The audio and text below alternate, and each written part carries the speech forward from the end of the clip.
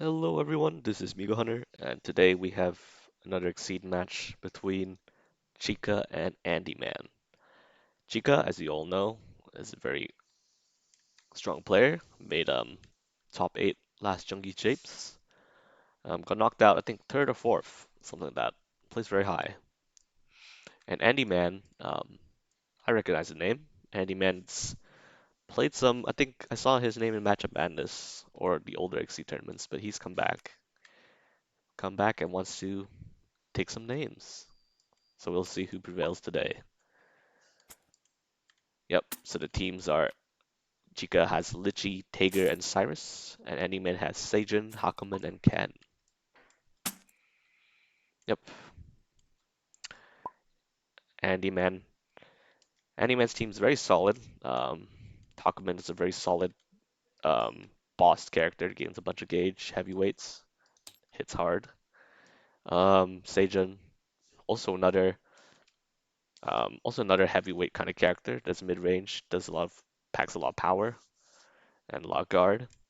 And Ken, which is aggressive rushdown character that just goes in your face or near your face and trends mix-ups. All solid character choices. And on Chika's side, we got Lichi Taker Cyrus. Lichi is a character that can pile on a lot of power and advantage chaining. She is the most advantage chaining character in Season 5 because every time she hits with a staff and removes it, she gains advantage and plus power. So Lichi can set up some really nasty combos and also has a bit of extra range too with the staff off board. Cyrus is Season two's zoner, dedicated zoner that gains a lot of gauge and can also boost a lot when he has he Cyrus is infamous for having a lot of access to reading. Boost multiple can play reading, hit, add the reading to gauge, and then play reading from gauge with a certain transformation. It's very obnoxious. Cyrus is good. And finally, for Chica's last character is Tager, which is a magnetic grappler that can hit very hard. But as a grappler requires the opponent to be a range one. Does have some ways to suck people in. Tager also has a lot of armor and a lot of survivability. So both of them got solid teams. Let's see what will be the matchup for game one. Out comes Seijun into Litchi. Okay, nice. I do like seeing season 5 versus season 2 just because people theorize that season 5 could be the answer to the season 2 meta or against good season 2 characters because season 5 advantage shading can stop season 2 from um, effectively building to a strong endgame. Season 5 considered to be very aggro. But this matchup, I'm very curious because I've never seen it before. Sage is a character that has a lot of guard. Um, Might be tough for Lucci to stun. But Lucci has some tricks, some bit of movements, and went for Mantembo. And extra range also helps against Sajin, because Sajin is strictly a mid-range character until Inari Guidance comes out. Then Sajin can hit it from a ridiculous distance. Alright, let's see a good set. Was it heads or tails? That was heads.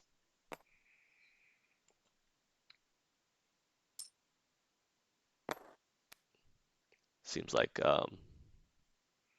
Chykka starting first. Yes, indeed. Chykka choose start first. Not necessarily a bad thing for Sajin, because Sajin can mulligan way more cards than the average character. How many cards will Andyman choose to mulligan? Let's see.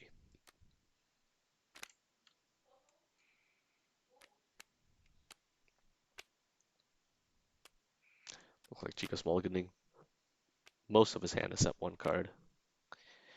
and Andyman's mulliganing half his hand.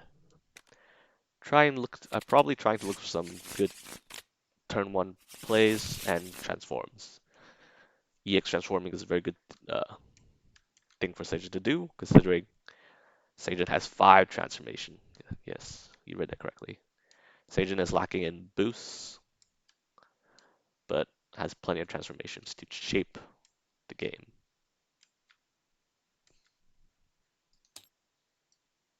What a matchup. Nice.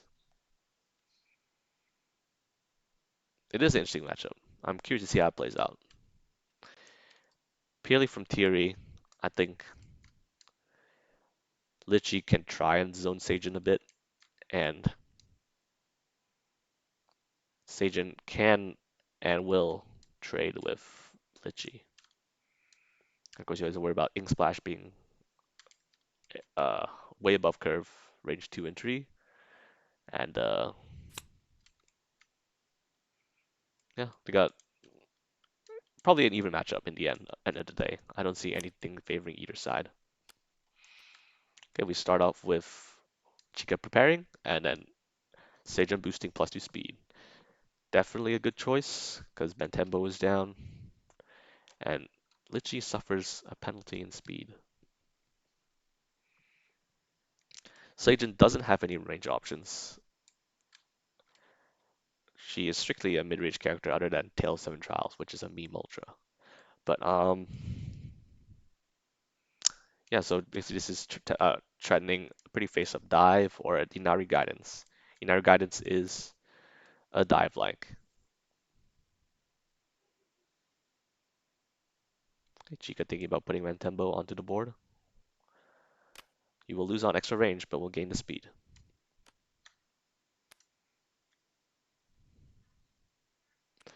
Okay, interesting.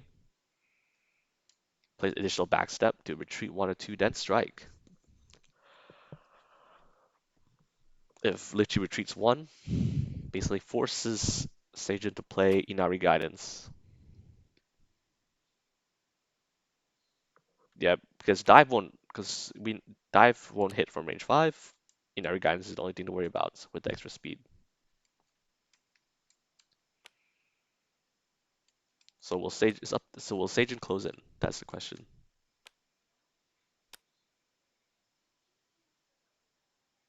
Or will Sagen step out?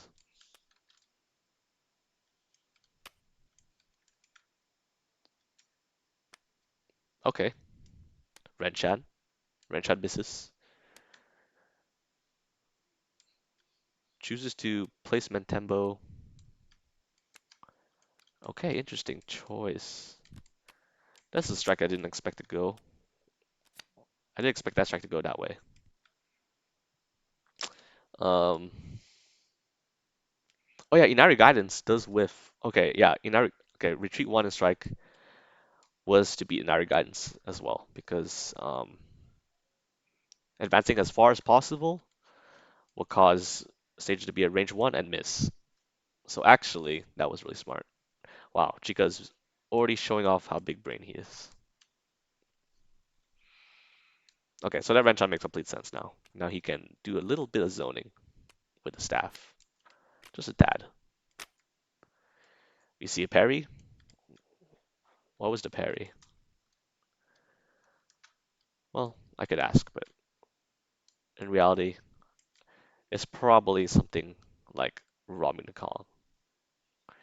Probably robbing the Kong or 4 wins was what he was trying to parry.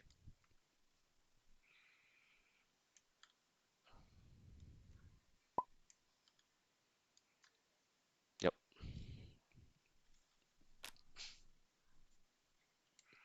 But Chykka doesn't have anything at range, despite setting himself up to zone. So we might actually see a change cards here from Chykka. Okay, just change cards 1. Swaps doesn't want the assault in hand anymore. Still wants to keep the swift, the +2 speed and +2 power boost.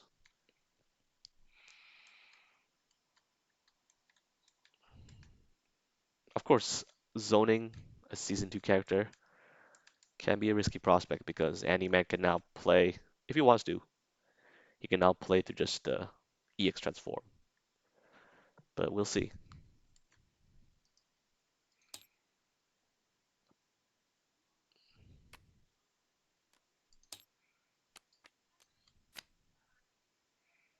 Okay, spends 2 force to move to range 4. I think that makes a lot of sense. Doesn't want Lich to try and zone him out. And sitting on top of the staff, um, the threat of Robin Kong is no longer there, but 4 winds can still hit, as well as dive, obviously. It's range 4 we're talking about.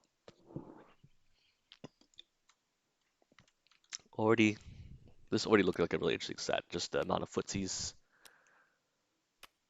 Okay, it takes off Mentembo and boosts power. So now he wants the extra range, because on a Sajin closes in. Literally, a very versatile character can boost both extra range or extra power at will. Basically forces Sajin to commit resources to close in. Choose to prepare instead.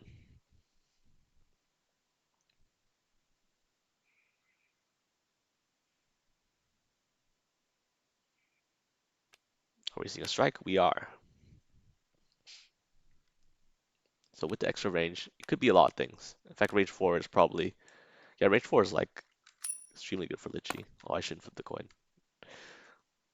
Range 4 is extremely good for Lichy just because it can be almost any normal.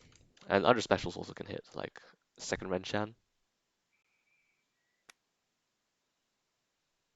Yeah, second Renchan could be a thing as well. Okay. Oh, nice.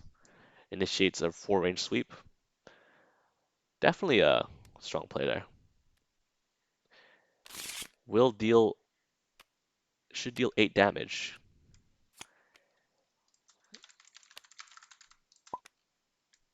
Am I wrong? Okay, yeah. Nice play there. You don't have to worry about sweeps, and it's unlikely Sajin would ever cross out of that situation.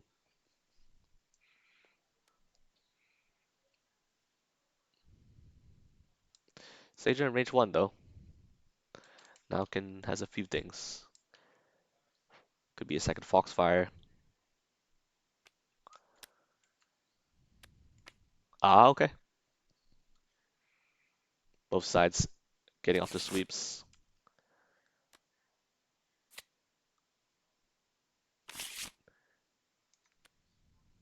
Okay. Definitely Lichy getting massive value out of the sweeps this game.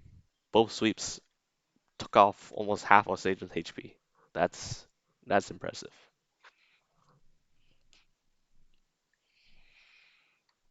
And now Sajin at low cards, suddenly not a very I shouldn't move cards. Suddenly not a very trending character, just because the bonus guard is not a the bonus guard less bonus guard, and yeah, 1 guard for every 2 cards in hand. So the bonus guard is not gonna he's gonna have to spend some time preparing here for sure.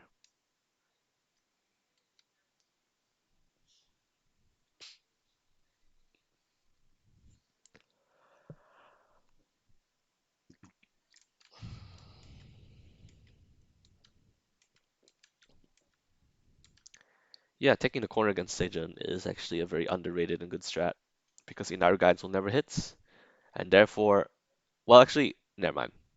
This is before you may advance. So therefore, um, just goes to show how little I play against Seijan. But Andyman can also retreat to range 2 or 3 to play Inaru guidance. I do like the aggressive striking from Chykka. Basically, get as many hits off as you can.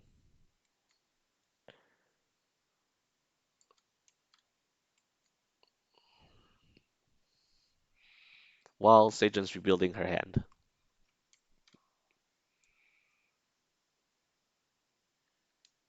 Ink Splash and Ink Spike also become less of a threat when Sagen is not at least 7 cards.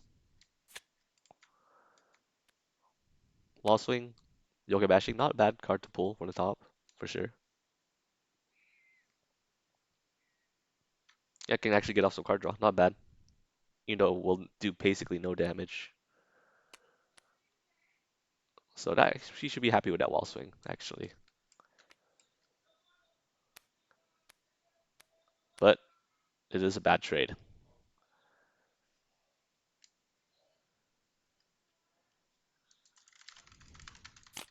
Okay, yeah, here's hit effect. Can draw 3 cards. Uh, Bad trade, but um, does get a transformation. Meddlesome is a very good transformation for Sagen. Basically stops the opponent from playing normal boosts if you have a copy. And drawing 3 cards is not too shabby either. However, Sagen's only at 10 HP. That's a problem. And now Lich has advantage. Choose to prepare.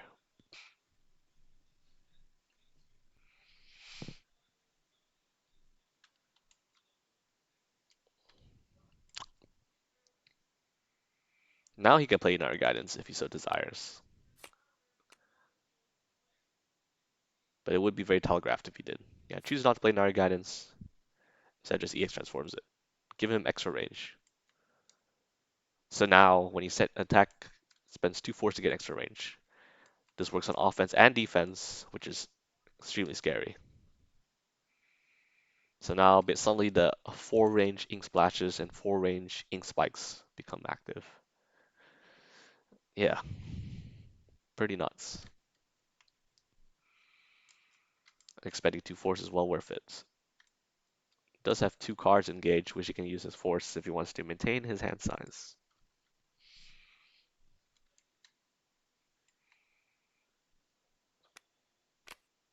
Okay, we see a parry.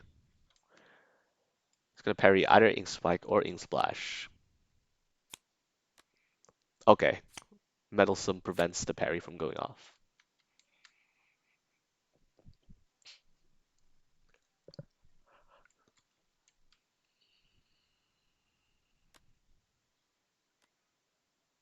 Okay, Sage striking, spending 2 force. So this is either going to be the fast or the slow option.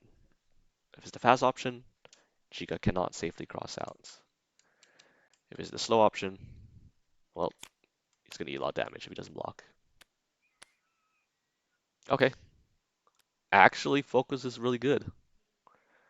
That was actually a very good wall swing.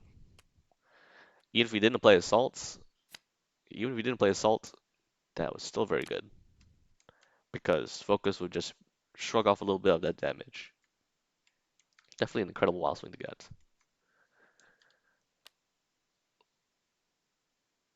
Oh, EX cross? Oh, EX Tsubame.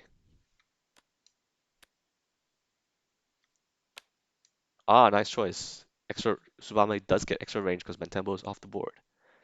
And so EX Tsubame Gaishi on defense is 7, it becomes a DP. 7 speed, extra range, and gets to put Mantembo on the opponent's face. So Chykka successfully reads that Sage is going to play a fast option like Yokai.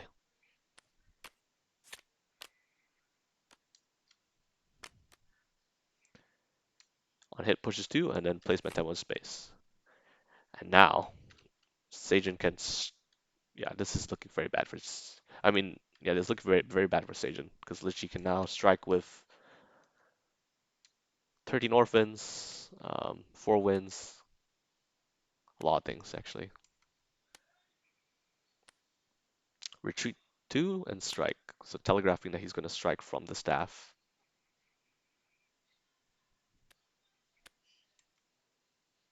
I think there might be no way for Sage to escape this effort to block.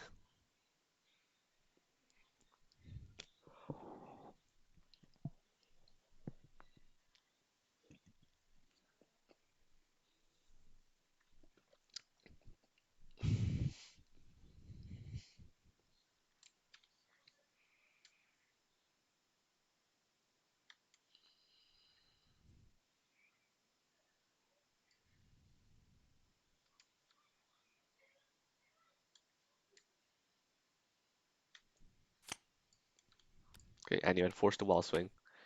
It is indeed the 13 orphans, and a focus is not sufficient to stop it. Game 1 goes to Chykka. Well played. Chykka showed a really good knowledge of the matchup and just played Litchi to her full strengths, utilizing the staff to gain advantage and also utilizing the staff for extra range. Played a very good footsies game. Um, Seijin did not have enough time to set up properly. So now, Litchi no longer can be picked. We'll see who Chykka brings out. Cyrus or Tager. My money's going to be on Cyrus, but we'll see. Cyrus, I think, a good character against being a zoner. I think is good against all three characters that Andyman has.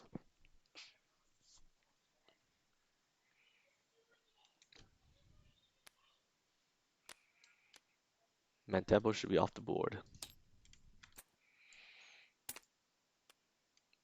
Andyman has against Tager and Cyrus. Probably Andyman's best bet may be to play. Tough call. Maybe stick to Seijin. Andyman Seijin definitely wasn't bad at all. Just got some got got some tough combat losses and just got zoned by Litchi. Both players have made a choice. Oh, we're seeing the Tager. And from Andyman's side, we're seeing the Ken. Okay, so Chykka subverted my expectations and picked Tager instead of Cyrus. I thought that Cyrus was coming out just because he's a zoner.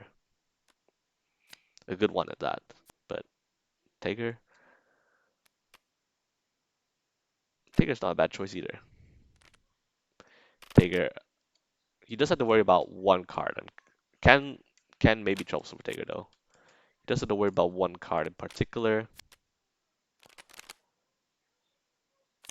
Well, actually, I don't want to make it too obvious that I'm looking at the references. Basically, the card that he has to worry about is Axe Kick because of Ignore Armor. Tager being a character that has quite a few armor boosts and armor on his attacks. Would not want to get hit by an Axe Kick. So I think Tager, if he can get rid of Axe Kick as a threat, Tager's alright. Tager's happy to trade with Ken all day in his face, but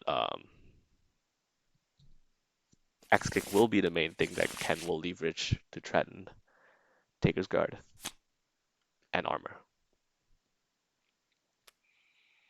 We'll see. I think this matchup is probably Ken favored just because of Axe Kick alone. And Tatsumaki Senpu Kyaku even is also a great attack against slow characters.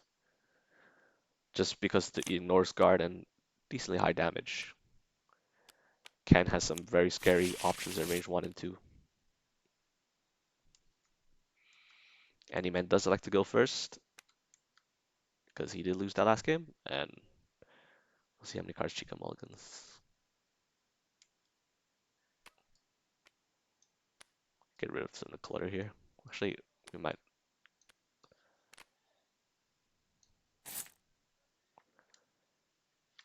Yeah, we might keep the. Who knows if Andyman will play Seijin in a later game.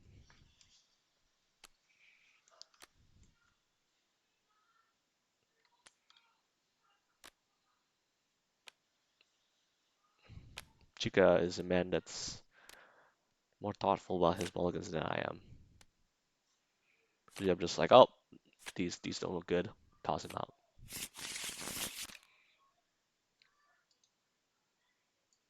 All right. Game 2. You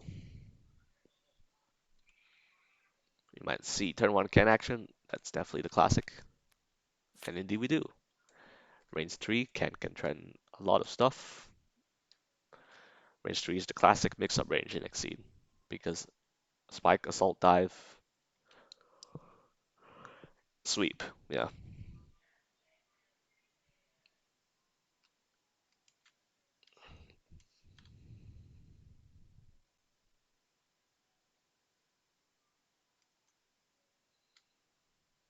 See what Chykka decides to do here.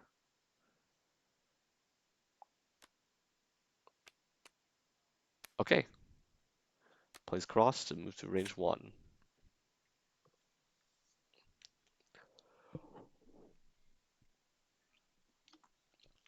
Basically saying, can come at me, let's trade.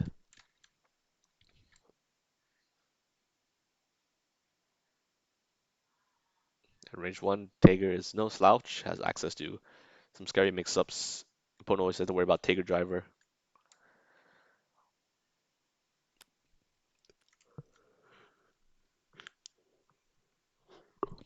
Ken choosing to strike.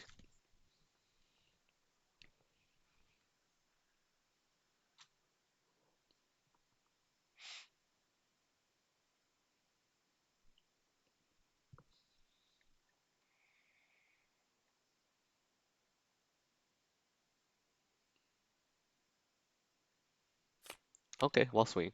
I don't dislike it. Yep, great choice. Deck knows best. So the Shoryuken initiates to gain the 7 speed. Only does 2 damage.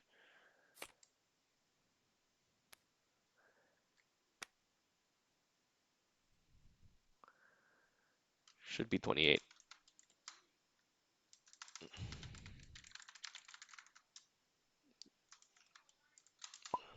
I think it should be 28, right? Okay, yeah, that's correct.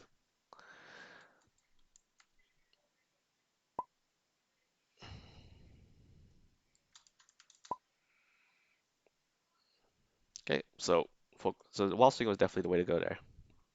Nicely. I mean, Taker has great wall swings for range 1. He can choose to invalidate Spark Bolt if he does draw it, so it's not a problem for him. I mean, if he does wall swing Spark Bolt, he can choose to invalidate it, so it's not a problem for him.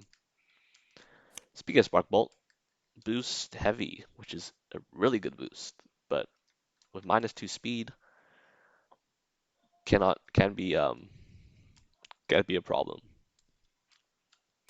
We might see an axe kick in response,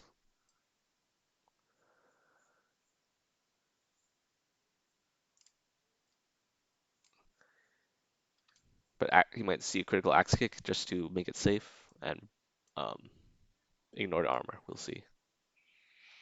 But then if he does play axe kick, then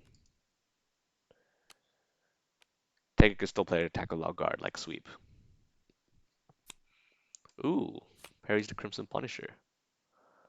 This attack is actually deceptively quite scary because just of ignore armor.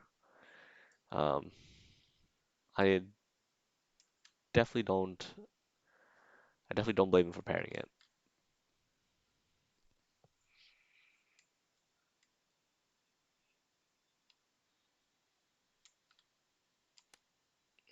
Okay, striking.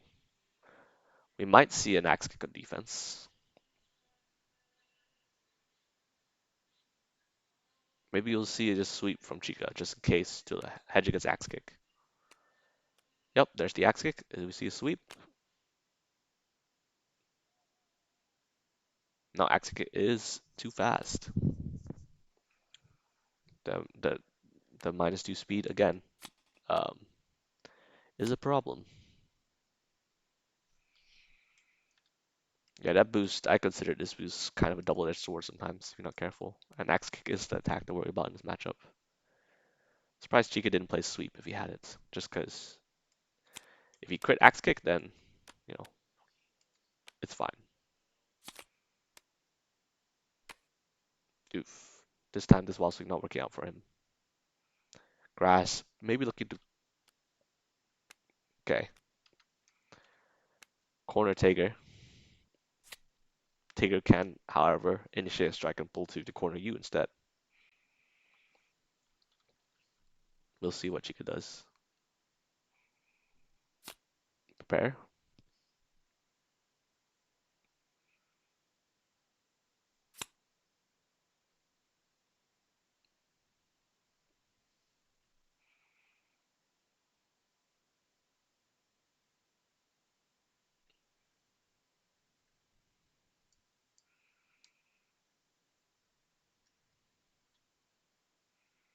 Yeah, saving axe kicker defense actually quite smart, just because it's too telegraphed if you were to initiate axe kick a critical of it. It's just practically screaming play sweep. Okay, Ken gets a pretty good wall swing. Avoids the Crimson Punisher. However, Taker only takes one, and he can close in.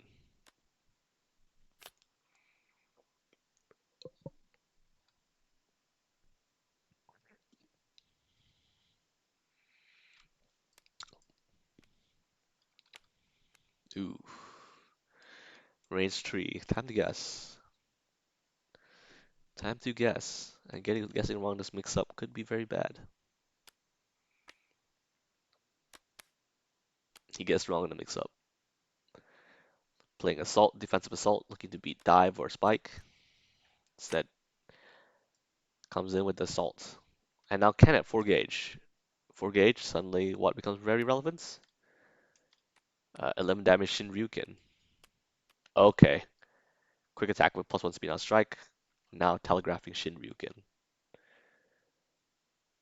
This is very bad for Taker. 11 damage may be coming in right now. Indeed, it's 11 damage. Hopes the wall swing a block or nope. That's why you pair quick attack with Shinryuken. Suddenly, Taker's life bar is getting deleted.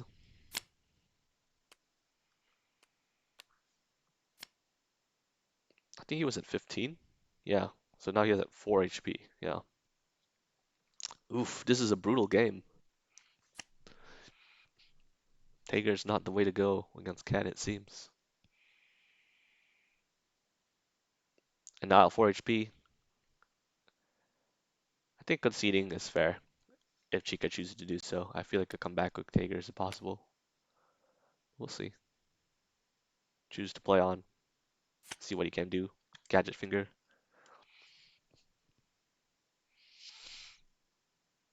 Taker's kit is not a great one for comebacks. Unless, I guess, Taker Bust, Emerald Taker Buster will be the way for Taker to come back, I think.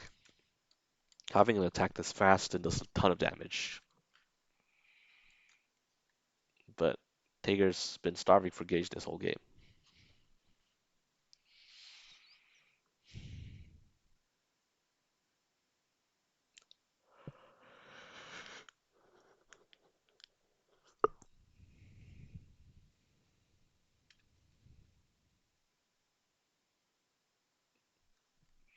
Tough. Tough, tough, tough.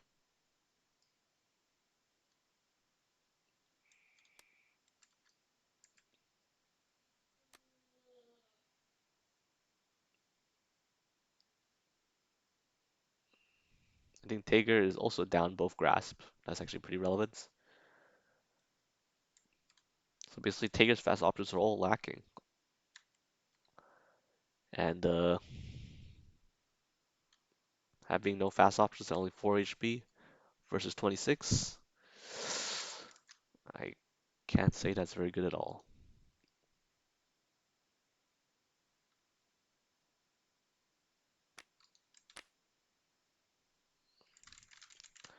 Let me edit my video real quick. I'll still watch the match.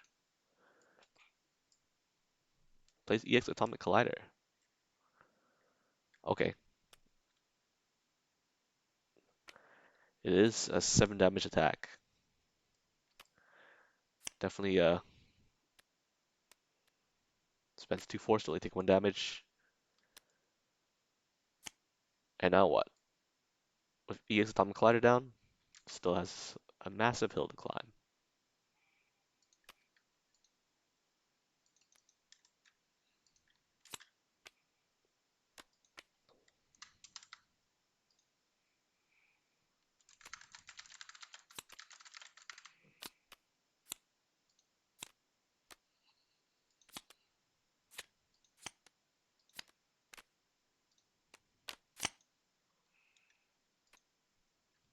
Okay, I think was that concede? I missed the last part.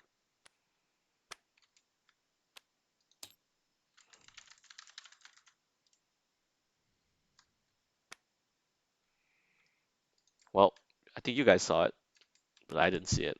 I would assume it's a concede or just a game closer because 4 HP Tager. What's this poor guy gonna do? So game two goes convincingly to Andyman, using Ken's full gorilla capacities to his maximum. That swift attack plus Shinryuken was really the combo that sealed the game.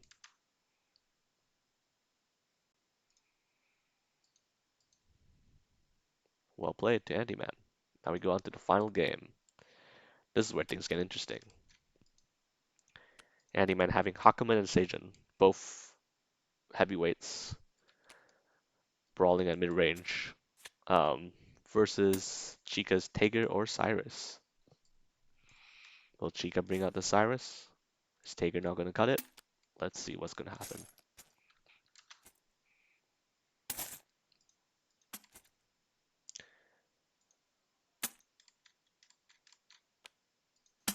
Hello.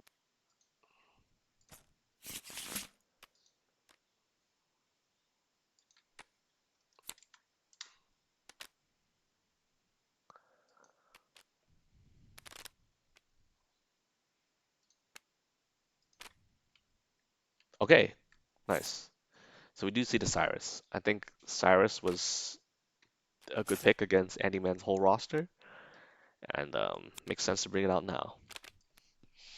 Now we have true season 2 battle. Both characters. Cyrus is a character that you don't see too often, but I think, whoops, sorry, didn't mean to do that.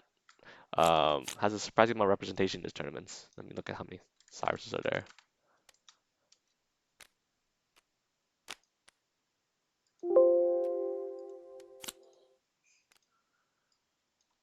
Oh, never mind. That's only two Cyruses. I think I mentioned that earlier. But two Cyruses is still two more Cyruses than I'm used to seeing. He's a very good character, but he's not super popular.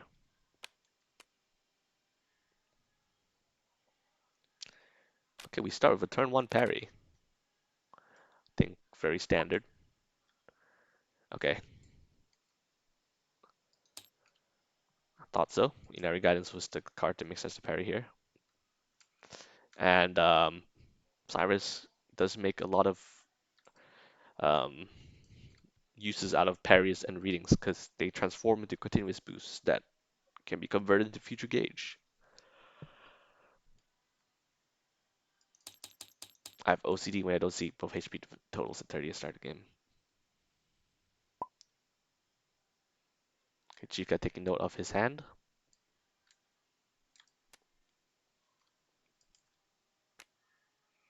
And now he can transform that to a continuous boost and draw a card.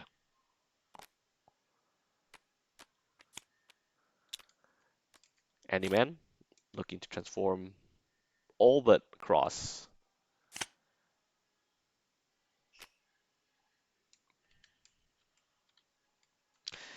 Interesting that he keeps Cross. This could be very dangerous because he could cross out into, you could play a reading into uh, Siren Call, and that is pretty nasty.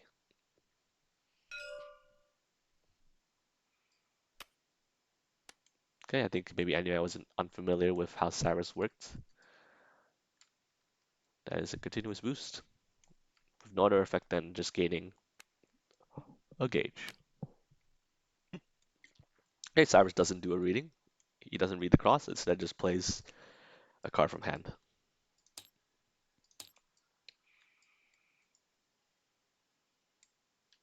Sage's options are limited at this range. We'll see if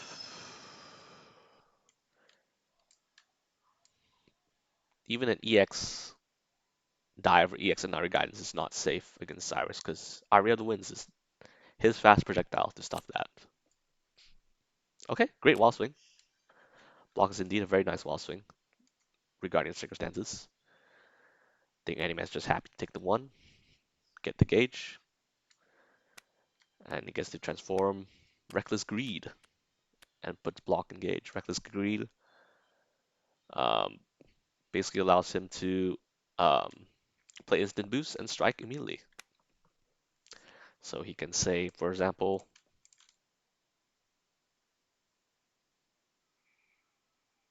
He can parry something and then strike, or well, actually, this is it's the boost that doesn't call strike, huh? Yeah. So he has other instant boosts that allows him to just set up and strike. Like Silver Shadow, move to range 3, he gets strike immediately.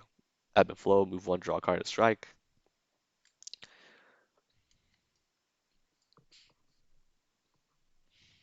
Reckless could be a very good boost.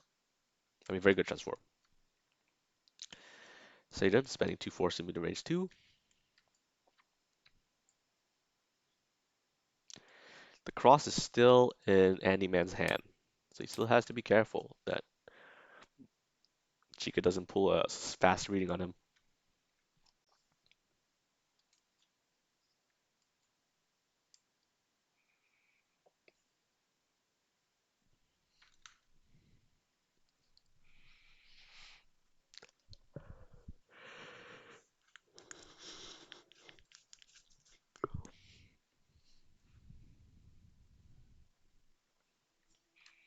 I think Chykka only have 4 cards. Probably should look to prepare, unless he has some high value combat win here.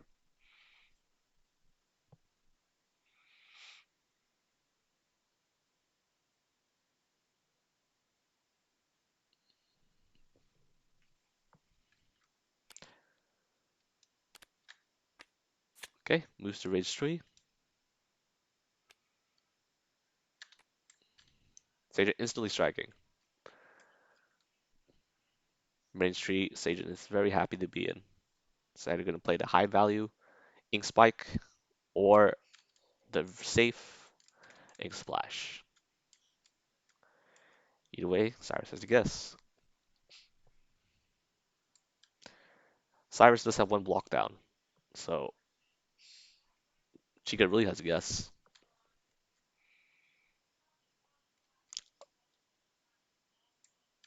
I mean, it could be Spike, but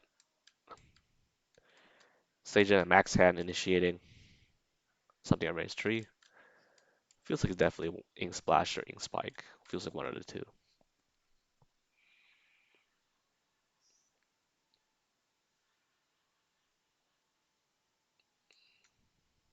If all else fails, Chykka may just elect the wall swing. Could be fine too.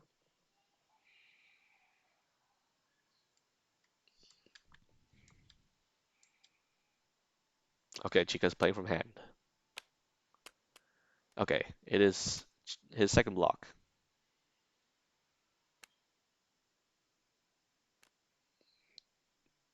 He may spend force here.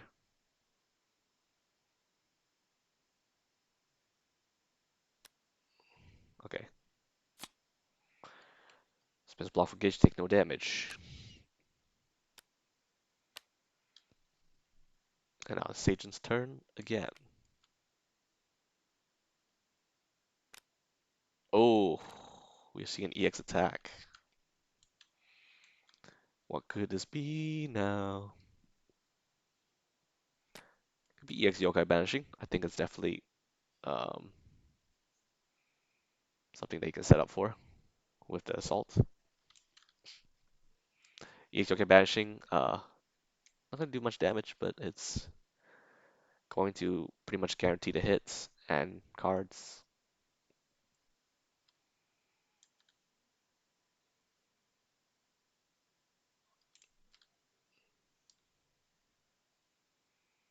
Cyrus is pretty vulnerable at range 1, as a zoner should be. Symphony of Deep is only real DP. He has to rely on normals to defend.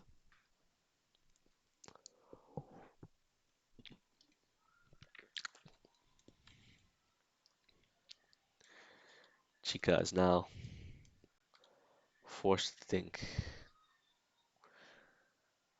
Chika's actually been playing. Chykka is kind of known for being a bit of a slow player, but he's been playing pretty decisively today. But now this match point game, it becomes a lot more tense. Not a good wall swing. Oh goodness me, that is going to be a very painful ink spike. I think that is 7 damage. Yes, his EX so 7. And he can transforms Kitsune Wrath. So Seijin has access to a lot of EX attacks. So she can make the EX attacks hurt even more.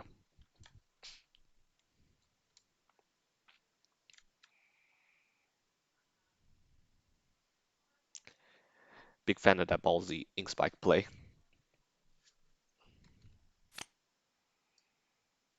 Now Andyman prepping, reloading his hand a bit, and can threaten some still really fast stuff in range 3. Um, because of Ink Splash is live. He has 8 cards, yeah. 7 speed Ink Splash is live. Or looking to fish for EXs to do a lot of damage.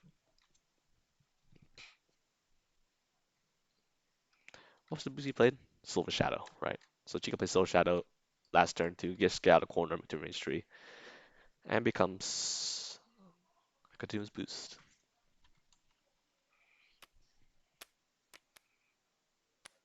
Nice. Boost to Assault to move to full ward. And yeah, Backstep, such a good boost for Cyrus. It's insane. Not only for the retreat, but for to trigger his UA. So definitely a smart thing to play there. At full board, Seijin has nothing. So definitely recommend Seijin to move to at least range 4 or 3. Blocking. I mean, striking? Is he daring Cyrus to play something? That's interesting. He's basically saying, hey, play your Siren Call if you have it.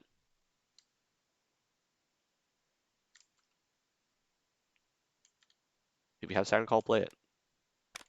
That's the dare. Oh, what is this? Oh, he tries to use this to dodge Siren Call. Oh, actually. Okay, I see. Okay, I see what the interaction going on. Weird turn, but it makes sense. He tried to initiate Naru Guidance to dodge Siren Call at range 6. And then Chykka, expecting it, Chykka played Sweep instead just to deter Seijin from going in. Unless you want to eat 6 damage to lose a card. I don't think that's advisable. Okay, just crosses in. Makes sense.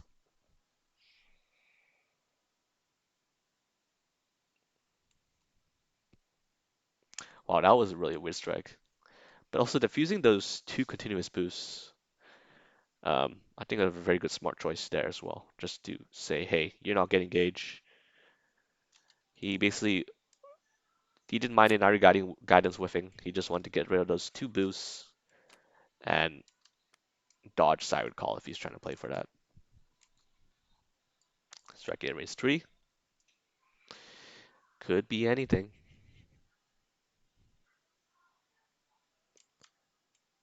Could be Ink Splash. Still 6 speed at range 3 is very, very good still. Both blocks are down for Cyrus, as well as a sweep. He's going to be lacking. Oh, EX Siren Call. Okay. Plays a range 3 sweep. Doesn't stun him.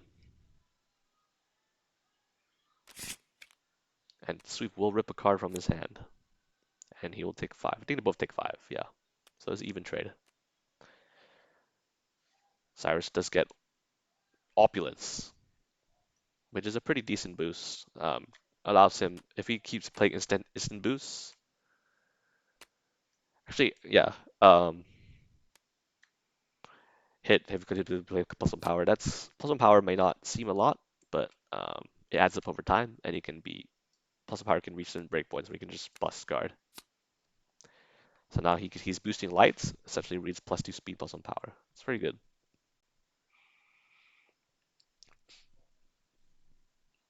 I assume he did not have EX Siren Call at the turn they were range 6.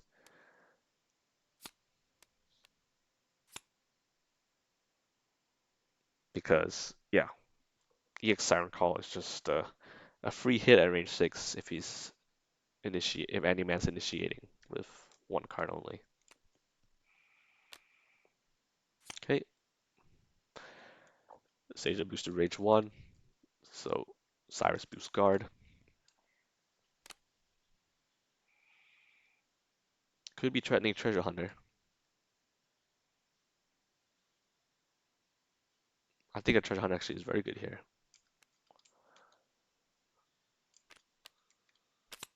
There's the Treasure Hunter. What's he parrying? Looking for something. But yeah, the extra speed the extra speed and the extra guard is indicating that he's going to try and play Treasure Hunter, which will it's a quite decently high reward mid speed because pushes 3, so get some distance, and then basically steals gauge from the opponents and increases his own gauge gain.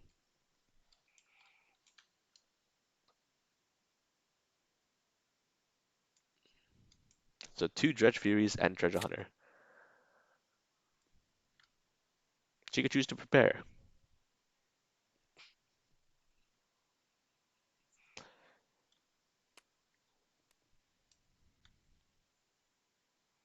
Ancient Ambition, draw up to 5 cards.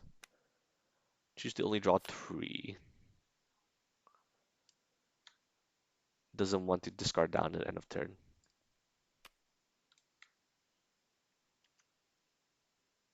Well, Chykka, I think, choosing to try and strike here, maybe?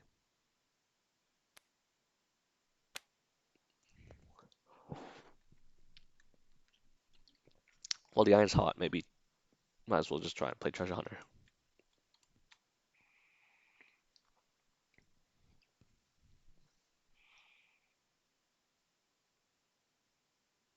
Andyman, I guess, is not an Exceed kind of Sagen. I know some Sagens like to play for their Exceed side.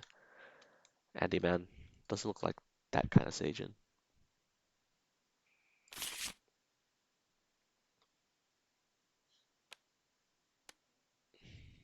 Treasure Hunter? Let's see it. Nothing much can beat Treasure Hunter right now. Well, actually, Ink Splash could.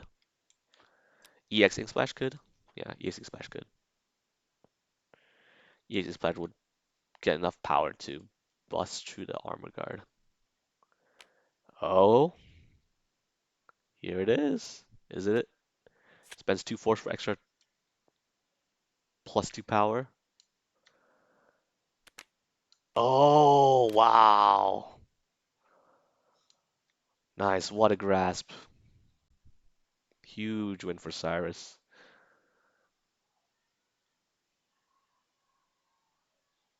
Predicted that Andyman would try and outspeed the Treasure Hunter. Try to outspeed and stun Treasure Hunter with Ink Splash. And now, Cyrus is the one that comes out on top instead. I think he should only take 2 damage. Because EX.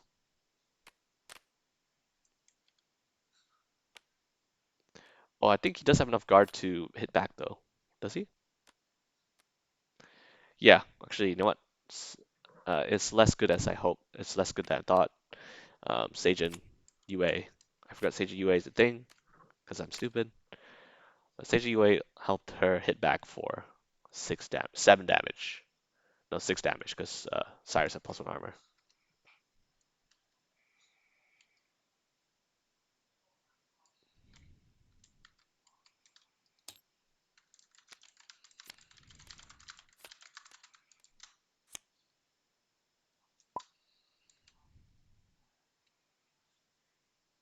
I assume yes.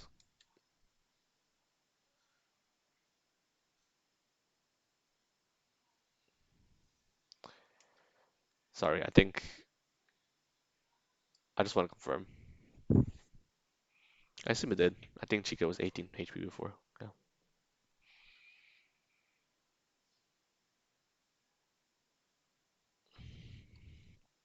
Okay. Uh, Andyman's turn. Spends Inari Guidance and Yokai Banishing to move to range 1. I think this makes a lot of sense because he's not definitely not going to EX transform Inari Guidance anytime soon. Oh, Watchful Guardian is a pretty, on Ink Splash, pretty decent transform. Just gives her extra mobility by spending a force.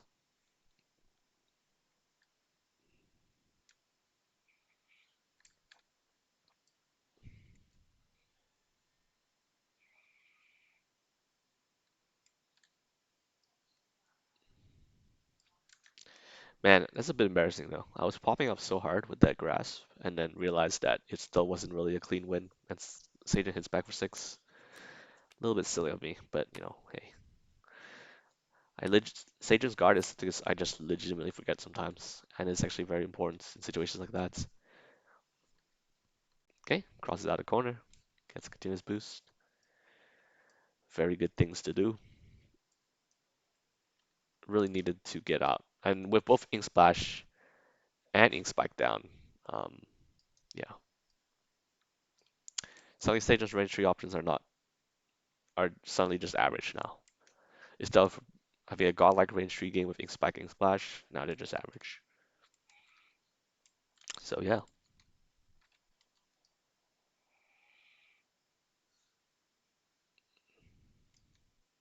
Andy Man only has 6 cards left in deck. He may choose to reshuffle.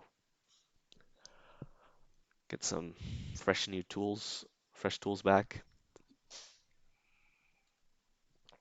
and try and close out. Yep, we are seeing a reshuffle.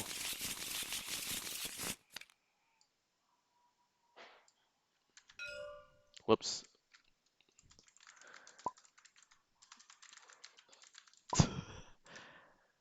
I gotta use Windows to tab out instead of doing stuff like that. Alt tab actually makes me ping stuff that I should not.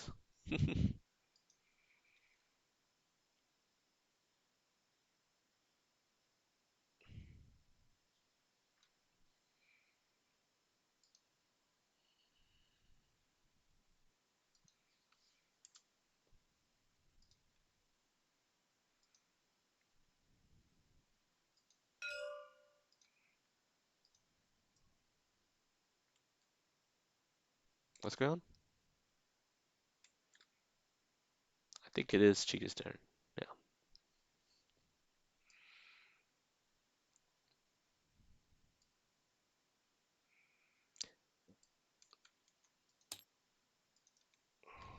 22 HP to 12.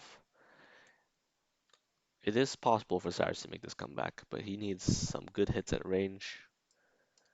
Maybe some Dredge Furies. I think he's still sitting on 2 Dredge Furies. He has not played them.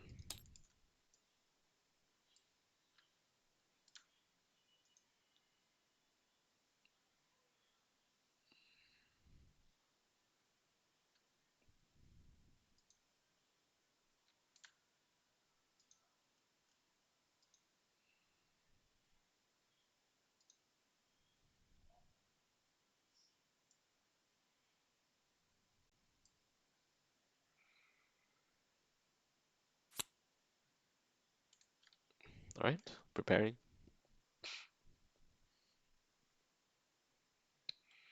Andyman looking at checking what options Chykka might have left.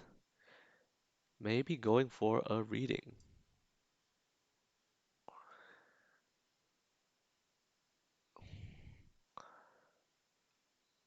When you see opponent looking at discard furiously, it may be a warning sign that is a reading.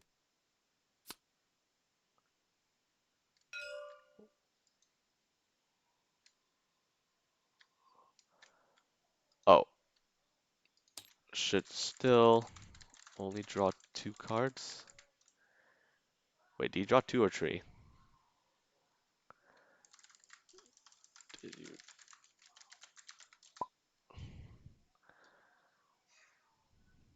Sorry, I think he may have drawn an extra one.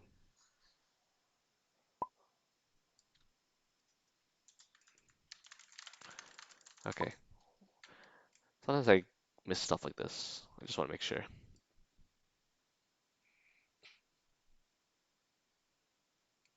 Because little stuff, little mistakes like that can happen, you know?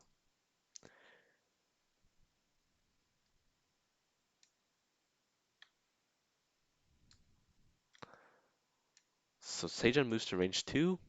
Um, Trending stuff like Foxfire. I think Yoga Banishing is still on the table. Cross. Who knows? Cyrus is... No, Cyrus still has one cross left. So Cyrus can safely initiate and probably win with a cross just to get out of there. We'll see though. He might even play a Symphony of the Deep.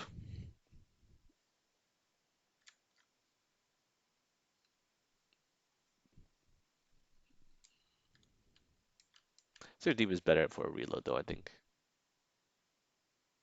You play it when you have low hand, and then you can just rebuild it with your discard pile. Interesting boost.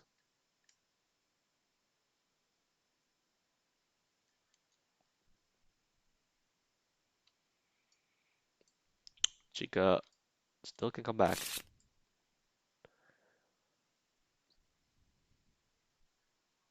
Striking.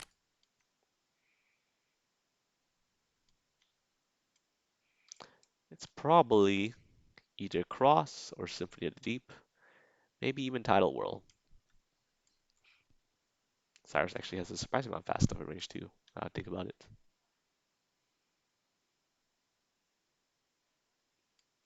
Or going for the Baller Treasure Hunter.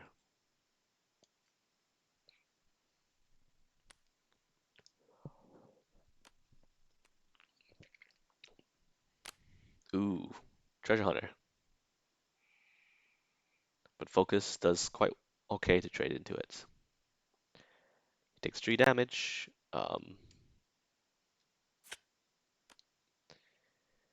Chykka takes 4. Andyman takes 3 damage, and Treasure Hunter um, cannot push cannot push him unfortunately, but gains a lot of gauge.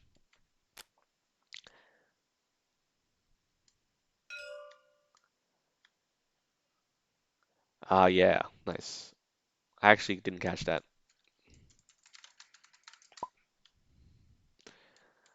Indeed, every strike is going to matter. Every bit of power is going to matter here. Ooh, but Seijun EX attacking and adding +2 power.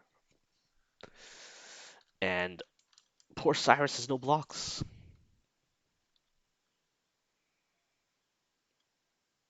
Cyrus has to... Even a Symphony of the Deep will not be enough to stop Seijun because it's only 2 damage. It's EX attack plus Seijun has her UA. Oh, there's the cross. Unfortunately, it's not going to be good enough to beat Yokai Banishing. So uh, Andyman did spend 2 force, so it's 4 damage. And it's deciding, doesn't want to push, just chooses to draw a bunch of cards and chooses to gauge Stat Transform. Stat Transforming Meddlesome, interesting.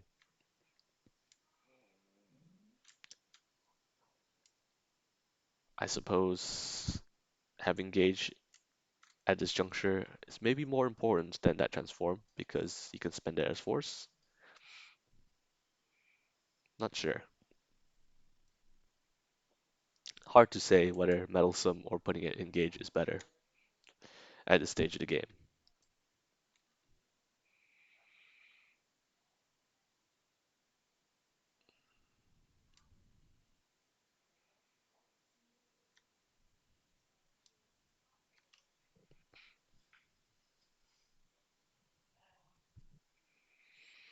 So now Chykka um, is in a bad spot this game as well. Really has to make a strong comeback, maybe with...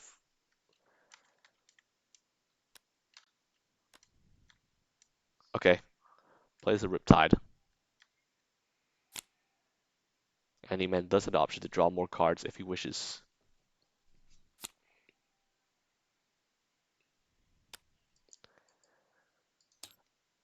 This could be dangerous. Oh, does it again.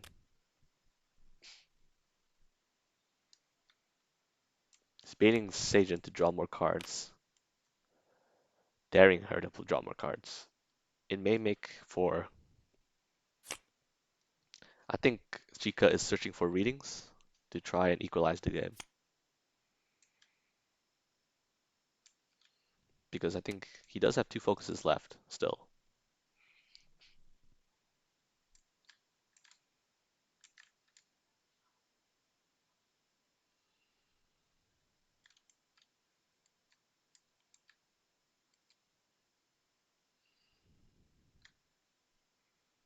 Yep, we are going to see a reading. I am almost sure of it.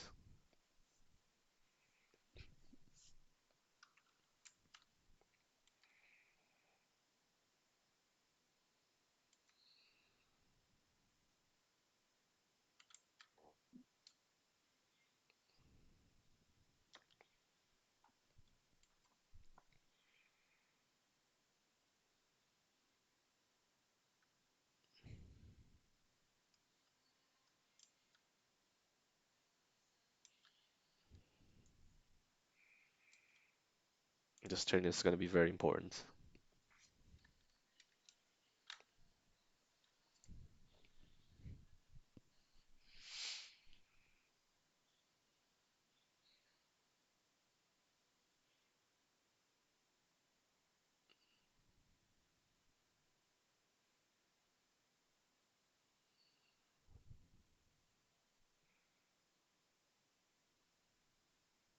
Careful deliberation.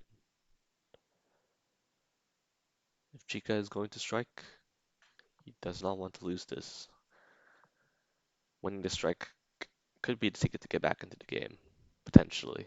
It's going to gain 2 gauge.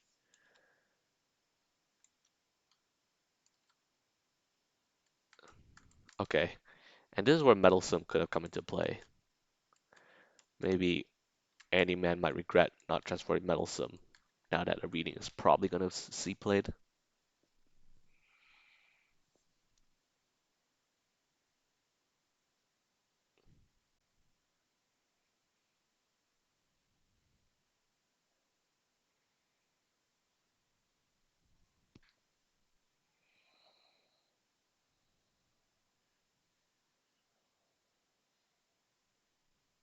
Chika doing alpha zero calculations right now.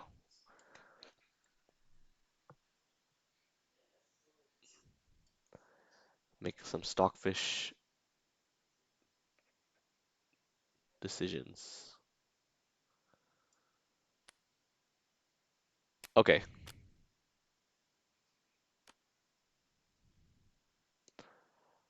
decides to retreat. And then discards it to strike using Reckless Greed. An EX attack. So this telegraphed to be Albatross Talon?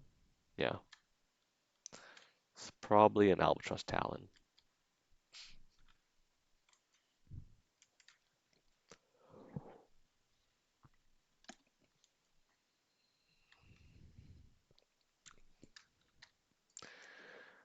So Andyman's response to Albatross Talon would be EX Inari Guidance. Funny enough, that could be the solution.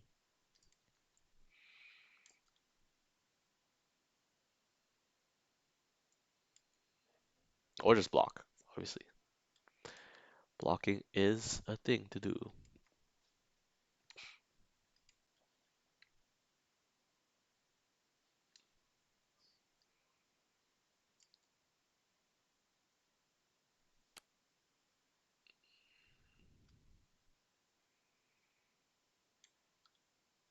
I think playing EX in, I think is EX Inari Guidance a thing? It is still a thing.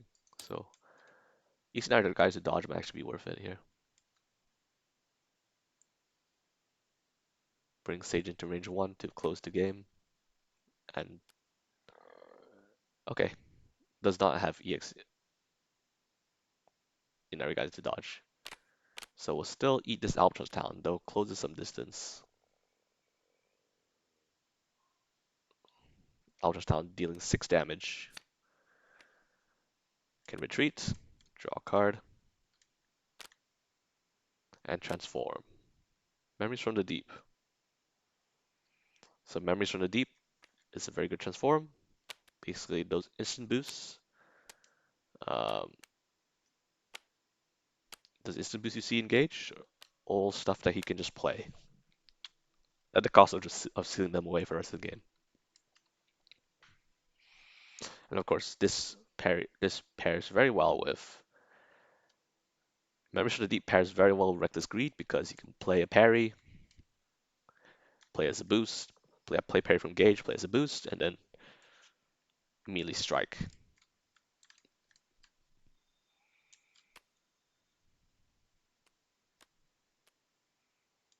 Okay, Seijin. Playing cross to move to range 1. Discard the spike to help not be red. Makes a lot of sense.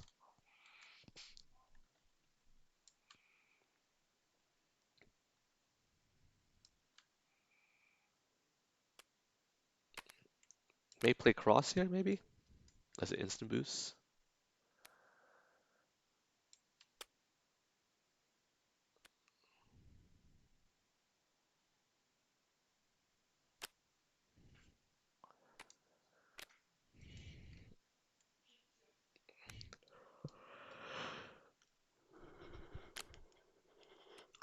Once Chykka draws his last card,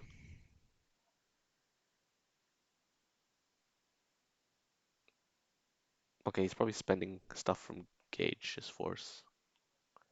Once Chykka draws the last card, his hand will be known. So he has to keep that in mind as well.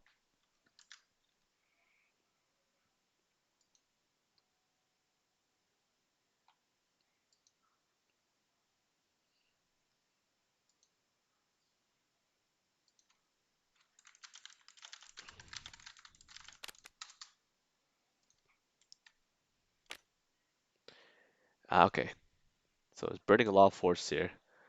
Discarding. Okay, you know what? Not a bad use of Gage here, for sure. Gage and force. Getting rid of some normals. His ultras for extra force. Calculating how many spaces he'll end up.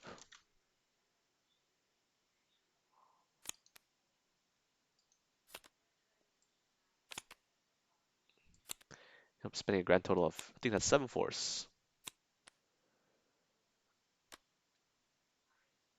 Actually, 8 force. So now his hand is known. Yeah, that's 8 force. Still keeps these boosts. Still keeps these boosts engaged to we play them later. And gain some good distance. Of course, Giga has nothing at range 7.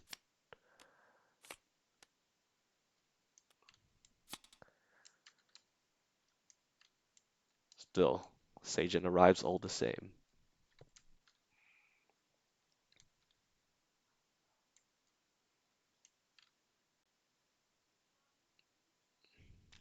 Having a focus and a spike is in hand is nice.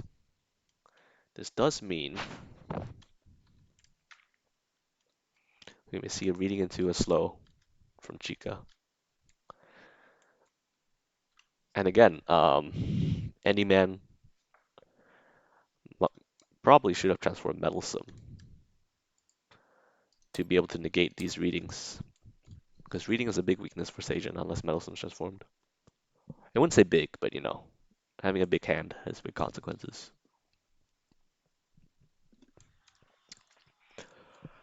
So, we may see a reading here. That could be very high payoff for Cyrus.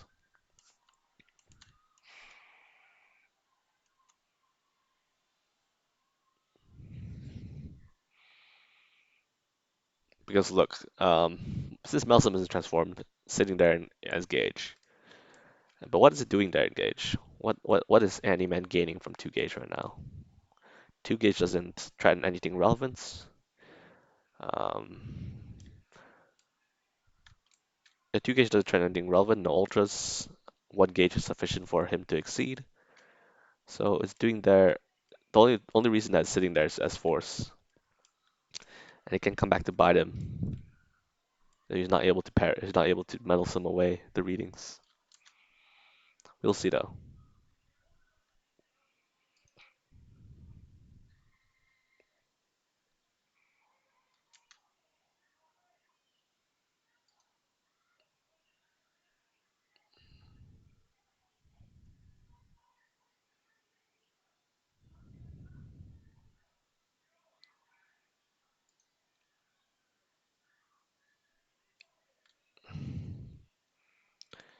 Chykka thinking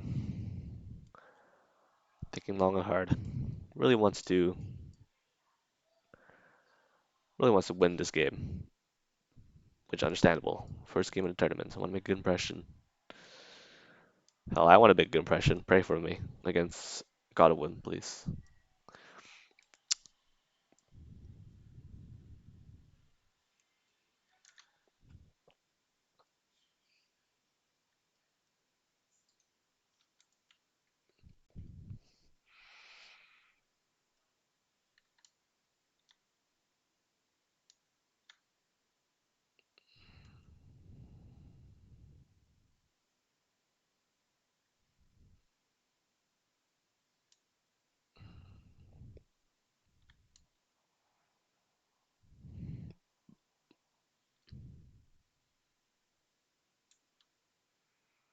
Come on, Chykka. How many times you gotta look at the 8 card discard, my man?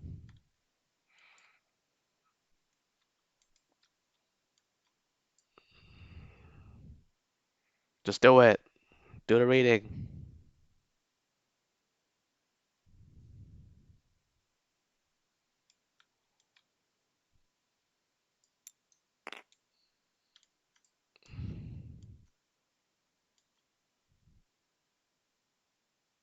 Okay. Finally, Chykka has manned up. There we go. Do the reading. Do the spike. I think. I think it's a spike. There we go. That wasn't so hard, was it? 6 damage. Very good. Strong life swing. Gains 2 gauge. Nice win. And suddenly, life totals are practically even.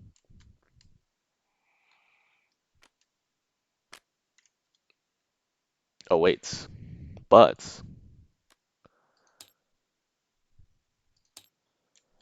oh, Andyman doesn't have a reading of his own. If he had a reading of his own, it could be very dangerous, actually, just because reading focus into spike would be game over. But doesn't have a reading. That is a problem.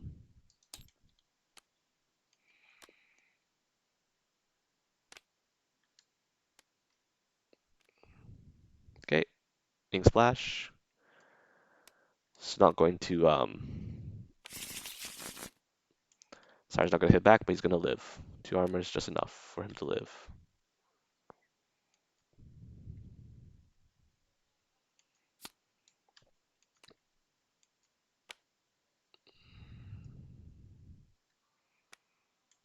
So now Cyrus's turn.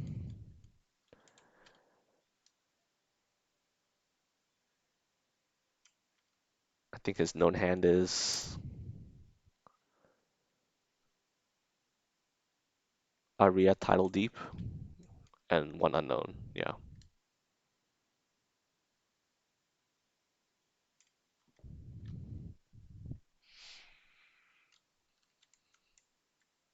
May try a reading from Gage. That's definitely a thing that can be done. Maybe a parry first and then reading.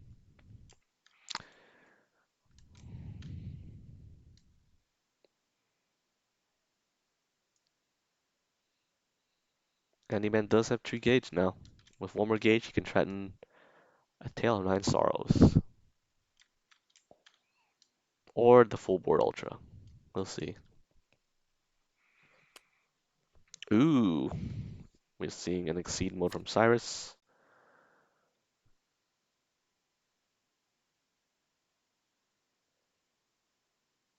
Now, basically, he's saying when I instant boost, I'm gonna gain +2 power because of his transform and his UA and mobility. Doesn't care about gauge anymore. Wants to cash in. I think it's a good reason to exceed here.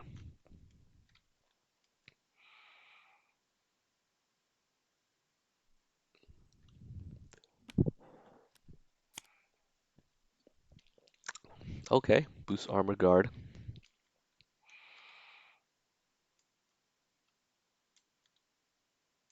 Will that be enough? Only 5 HP. Plus 1 armor might not be able to save him here.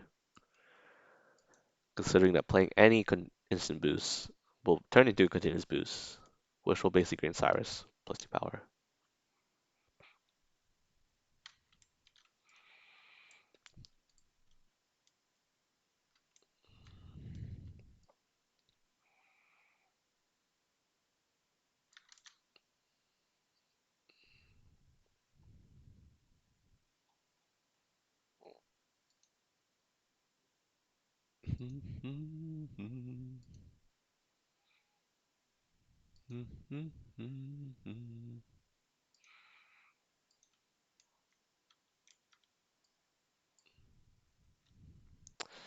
Plenty of decisions to be made here. Well,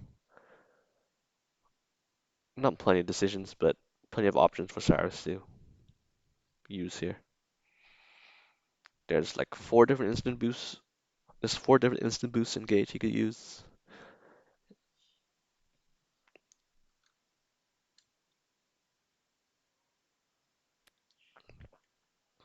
Okay, decides to parry an option. Parries assault. Okay, seals it away.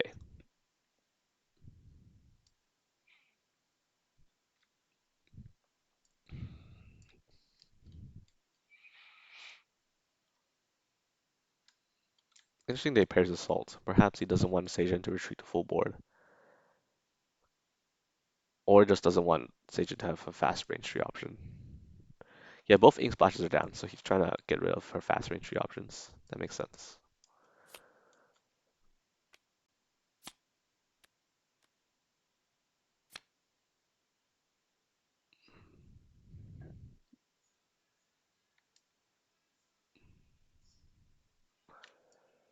I think he drew.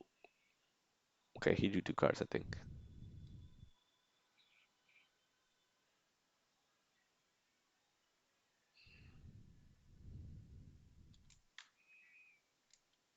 Hmm.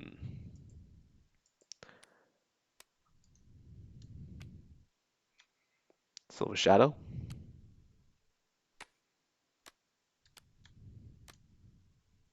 Plus a power down move up to 1. And he can discard his continuous boost to strike if he so chooses.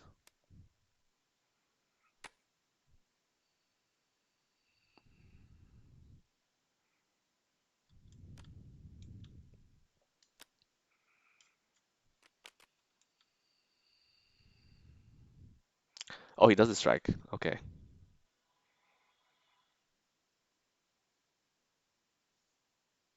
Maybe block here? Maybe he has it. Okay, only has 1 card to discard.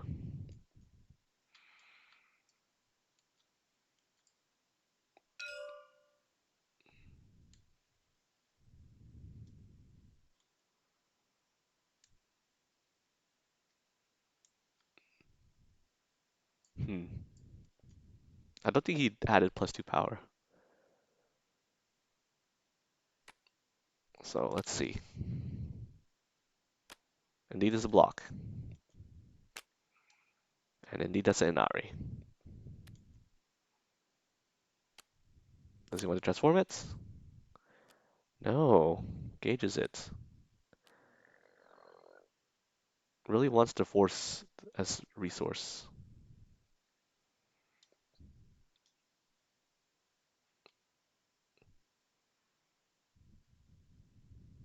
Now he had to choose what to spend for armor to not die. Makes sense. He needs to spend at least 1 more force. Yep. To take no damage.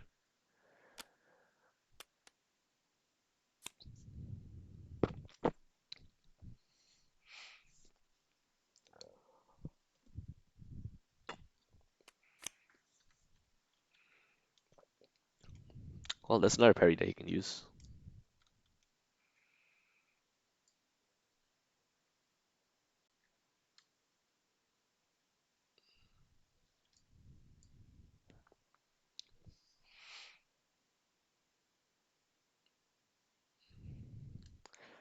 Mm, mm, mm, mm, mm. It's over now.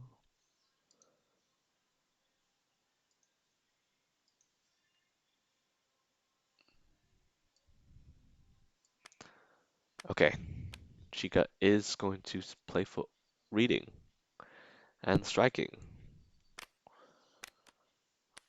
Moves one first.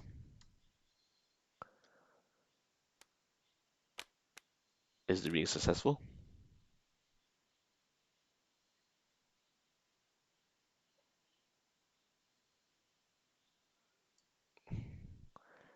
There's hesitation. The suspense is killing me.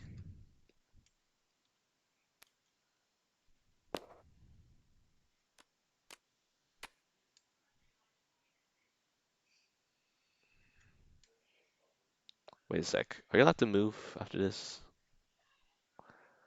Okay. Well, I guess then the now move one is considered part of the resolve. Yeah. Seal after the resolve. Yeah. So what happens is you can trigger the now move one, but you cannot keep it around for plus one power.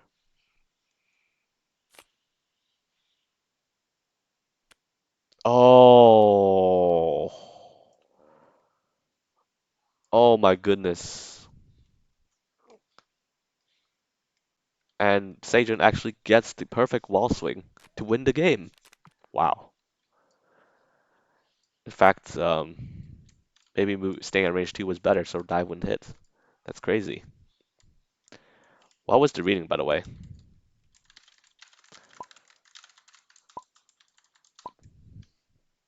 Oh, wow. What a way to end the game. Wow, what a set. Could have gone either way, but Andyman's wall swing paid off. He even had a dive from hand. Wow. Okay. He had the answer in hand.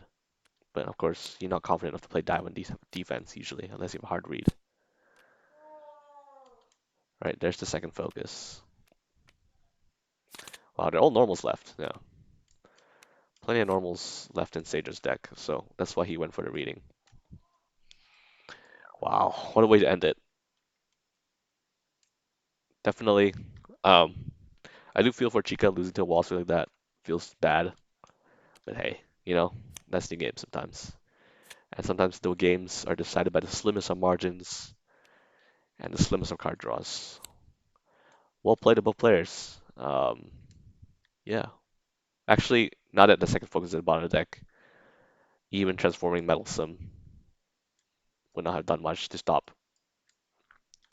Chika's focuses because I think the focus was already played. Yeah, he did have a focus in hand, so I guess he felt like he needed Meddlesome as force more than the transform. So in retrospect, putting Meddlesome engage makes sense. Anyway, this video's gone on long enough. Thank you guys for watching. That was certainly a very exciting set. And peace out.